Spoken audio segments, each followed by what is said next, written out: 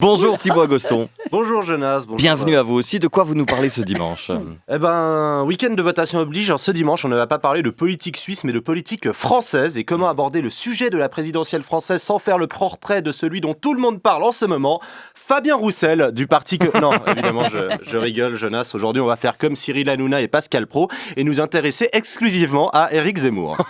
Éric Zemmour commence sa carrière de journaliste en 1986 au Figaro et j'ai vérifié, à l'époque il était déjà réactionnaire. Ça veut dire que Éric Zemmour il trouvait que c'était mieux avant alors qu'avant il y était en fait.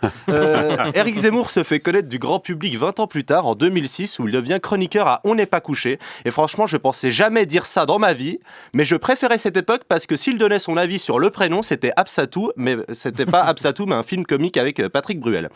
Ainsi pendant plusieurs années Éric Zemmour a commenté la présidentielle avant cette année à la surprise générale d'y participer. Et je dois avouer que c'est assez perturbant quand tu participes à un truc que tu as commenté toute ta vie. C'est comme si demain j'allume la RTS, je regarde un match de foot et il y a Yannick Parade qui joue. Assez étonnant. Le problème c'est que Eric a plus de chances de gagner la présidentielle en France que Yannick a de chances de marquer un but en Suisse.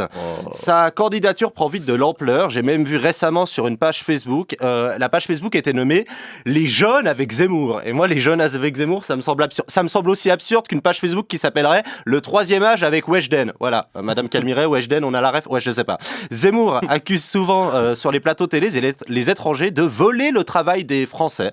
Et il est là, ils nous volent notre travail. Moi, je suis un peu flemmard, je suis en mode, ça va, non ? C'est cool de se faire voler son travail. D'ailleurs, si quelqu'un veut me voler un peu de travail et terminer la chronique à ma place, c'est avec grand plaisir. mais dans les faits, c'est absurde. Personne ne vole le travail de personne. Il y a juste un patronat qui vire des gens sous-payés dans le but d'engager d'autres gens sous-payés. On n'a jamais vu quelqu'un voler le travail de quelqu'un.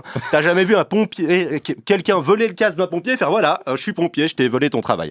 Zemmour aime également dire à la télé que l'islam n'est pas une religion qui respecte les femmes alors qu'il est lui-même accusé d'agression sexuelle. C'est un peu comme si vous, Jonas Schneider, dites à l'invité de la semaine prochaine, franchement, qu'est-ce que vous êtes maigre ? Vous voulez pas faire un peu de musculation ?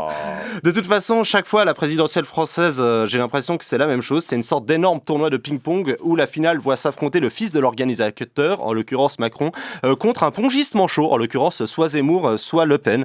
Et c'est ça l'objectif de Zemmour, devenir le pongiste manchot de Macron. Pauvre Marine Le Pen, ça fait 10 ans qu'elle essayait de radoucir l'état de son parti et là, elle s'est fait prendre par surprise par son flanc droit. En d'autres mots, elle s'est fait Kylian Mbappé la gueule et c'est pas facile de se faire Kylian Mbappé la gueule, encore plus quand on est une Le Pen. Pauvre Marine Le Pen, ça faisait 10 ans qu'elle était la tata raciste de l'élection et là, il y a un tonton encore plus raciste qui est arrivé, étonnant. Ce qui est ouf, c'est qu'en France, pendant la pandémie, les riches sont devenus de plus en plus riches pendant que les pauvres sont devenus de plus en plus pauvres et des gens pensent sérieusement que le problème c'est l'islam. C'est l'équivalent de tu rentres dans ta cuisine, il y a ta femme qui te trompe et tu te dis faudrait vraiment que je la change, la cuisinière.